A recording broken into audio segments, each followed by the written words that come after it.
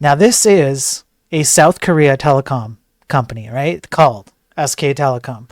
They say a malware breach lasted 3 years, impacting 27 million numbers.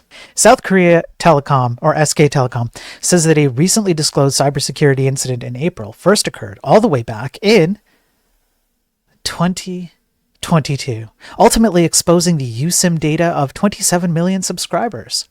SK Telecom is the largest mobile network operator in South Korea, holding roughly half of the national market.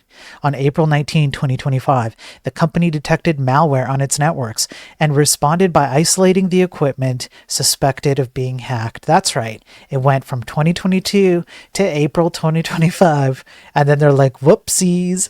This breach allowed attackers to steal data that included IMSI, USIM authentication keys, network usage data, and SMS contacts stored in the SIM. Just everything. It's just everything. Just allowed you to connect. It's just everything. It's just kick the can down the road. You got your stuff out. Somebody else will take care of the issues.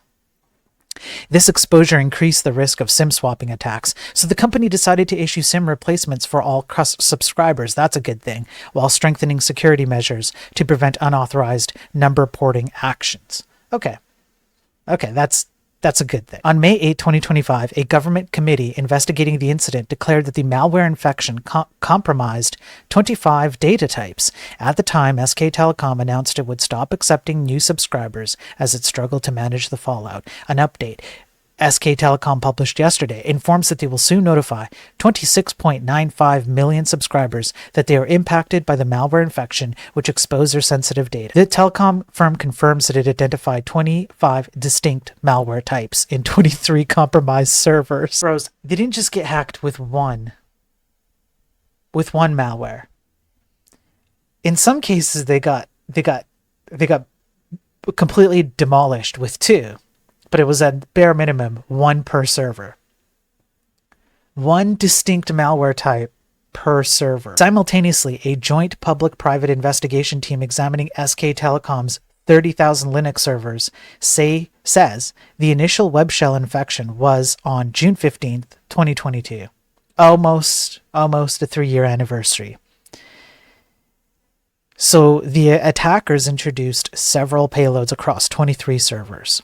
15 of the 23 infected servers contained personal customer information, including IMEI numbers. Now, if you don't know what these like IMEI, IMSI, USIM, all of that stuff, there are at bare minimum 2 distinct numbers that you get at a hardware level.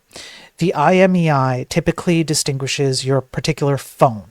So literally the exact phone. It's got a unique number that you can target very specific phones like that.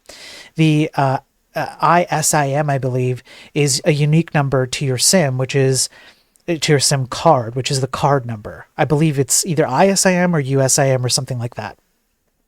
If you have either one of those or, both of those, then you have a lot of information that you need to target individual specific hardware, including their SIM card. And that you can do that beyond the scope of a phone number, because the phone number is a rolling number, but the SIM number, the actual hardware-based SIM number, is very specific.